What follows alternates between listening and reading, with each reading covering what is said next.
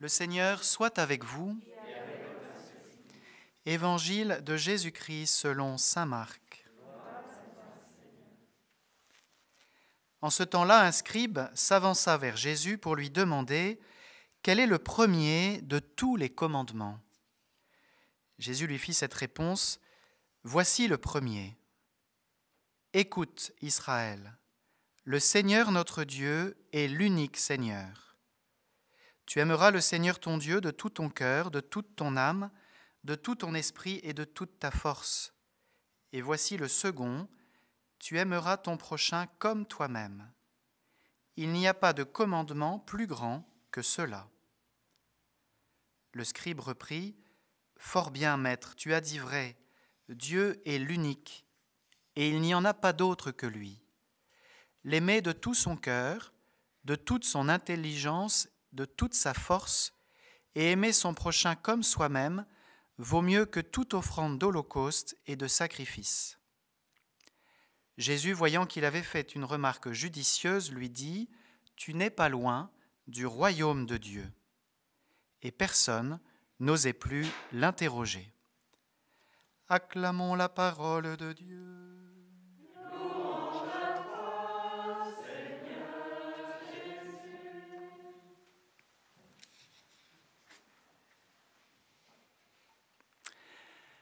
Demain, la France va jouer contre l'Angleterre dans le tournoi des 6 nations. C'est un événement important. Et comme dans toute compétition de sport collectif, il y a un moment important également, c'est la mi-temps. Parce qu'on rentre au vestiaire, on peut faire un premier bilan de la première mi-temps et on peut recevoir les consignes de l'entraîneur. On peut remotiver les troupes et se relancer dans la bataille pour remporter la victoire. Alors peut-être voyez-vous où je veux en venir en parlant de mi-temps. Hier, c'était la mi-carême pour les plus gastronomes d'entre nous. Dimanche, ce sera le dimanche de l'étaré, le 4e dimanche de carême, où le violet austère qui nous appelle à la conversion se teintera de rose, annonçant déjà le blanc de la résurrection et de la fête de Pâques. Donc nous sommes au mi-temps de du carême. Et voilà un moment important pour s'asseoir et faire le point. Ai-je pris le départ ? Où en suis-je par rapport à mes objectifs initiaux ? Et que vais-je vivre dans la période qui vient et qui nous amènera jusqu'à la Semaine Sainte, à la Passion du Seigneur et au fait de sa résurrection ? Voilà un beau moment pour se remettre face aux enjeux de ce carême. Alors quel est l'enjeu principal ? Eh bien la liturgie de ce jour nous le remet devant les yeux à travers cette question du scribe posée à Jésus. Quel est le premier de tous les commandements ? Autrement dit, quel est l'essentiel ? Voilà. Quel est l'essentiel de notre carême ? Quel est l'enjeu de ce match dans lequel nous sommes entrés au mercredi des Cendres et dans lequel nous sommes à la mi-temps, encore une fois ? Eh bien, écoutons la réponse de Jésus. Elle est assez claire et toute la liturgie de ce jour la décline, la déploie. Le premier commandement, nous dit Jésus, l'essentiel, eh bien le voilà. Écoute, Israël, le Seigneur notre Dieu est l'unique Seigneur. Alors bien sûr, on peut lire la suite, ce n'est pas interdit, c'est même bien. L'amour de Dieu, l'amour du prochain. Mais je voudrais nous inviter à en rester au tout début de cette réponse de Jésus, pour ne pas passer à côté de l'essentiel précisément. Écoute Israël, Monseigneur de Romanet nous a fait une superbe homélie sur l'enjeu de l'écoute, je n'y reviendrai donc pas. Pour ceux qui ne l'ont pas entendu, allez sur le replay, ça vaut vraiment la peine. Mais je voudrais souligner la phrase suivante, « Le Seigneur notre Dieu est l'unique Seigneur ». C'est l'insistance des lectures de ce jour. Voilà, nous l'avons entendu sous l'enseignement, j'allais dire sur les lèvres du prophète Osée, voilà, qui invite le peuple d'Israël à ne pas confondre l'ouvrage de ses mains avec Dieu lui-même.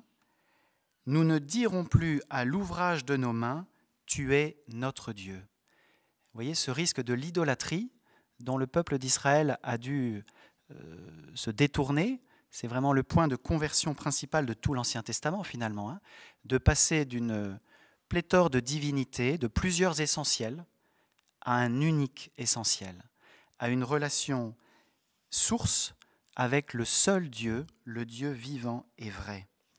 Et nous l'avons chanté aussi dans le psaume. Vas-tu m'écouter, Israël? Tu n'auras pas chez toi d'autres dieux. Tu ne serviras aucun dieu étranger. C'est moi, le Seigneur ton Dieu, qui t'ai fait monter de la terre d'Égypte. Donc l'essentiel, l'enjeu de notre carême, c'est de redonner au Seigneur la place qui lui revient, c'est-à-dire la première. Il est l'unique, il n'y a pas d'autre Dieu que lui. L'enjeu du carême, chaque année finalement, c'est de faire la chasse aux idoles. Vous voyez ? Quels sont les faux dieux qui encombrent mon cœur, mon quotidien, ma vie ? Et parfois les faux dieux, il faut les débusquer, ils sont parfois subtilement camouflés. Bien sûr que tous les dimanches à la messe, nous croyons en un seul Dieu, créateur du ciel et de la terre. Il n'y a pas de problème théorique. Mais il peut y avoir des problèmes pratiques. Vous voyez, est-ce que le Seigneur a vraiment la première place dans ma journée? Tiens, comment elle commence ma journée? À qui je donne la première place? Europe 1, France Inter, RTL, que sais-je encore, Radio Notre-Dame, RCF, pardon. Vous voyez, est-ce que la parole de Dieu a ma première attention? Si je fais le décompte de l'attention que je prête à des conversations dans la journée, qui est-ce que j'écoute le plus?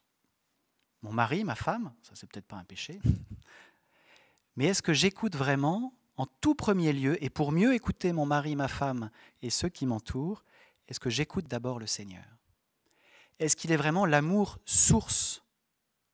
Si j'aime quelqu'un plus que lui, ce n'est pas juste, ce n'est pas un amour qui va à la source de tout amour qui est en Dieu seul. Il est le seul Dieu. Et alors on peut repérer quelques idoles qu'on risque toujours de façonner de nos mains. Je ne dirai pas à l'œuvre de mes mains, tu es mon Dieu. Et là, ça interroge notre travail, notre activité, fût-elle apostolique et missionnaire. Vous voyez, est-ce que mon travail, mes études, mes compétences ne prennent pas la place de Dieu à certains moments? Pour qui je suis prêt à donner toute mon énergie, à donner le meilleur de moi-même? Est-ce que c'est pour réussir dans mon métier, dans mon entreprise, dans mon projet? Il est bon de vouloir donner le meilleur de soi-même et de réussir. Mais attention, où est Dieu? Qui est Dieu? Tu n'auras pas d'autre Dieu que moi. Non pas que le Seigneur veuille prendre toute la place, mais il veut être mis à sa juste place, parce que si nous le mettons à la bonne, qui est la première, alors tout le reste va se mettre en place. Si nous mettons notre centre de gravité là où il doit être, tout le reste va prendre sa juste place dans une harmonie qui sera bien posée. À l'inverse, si le Seigneur n'est qu'un satellite de ma vie, s'il est une activité parmi d'autres, et si moi je suis le soleil, alors il ne faudra pas s'étonner qu'il y ait des soucis. Vous voyez, la conversion, c'est ça, c'est rude, hein?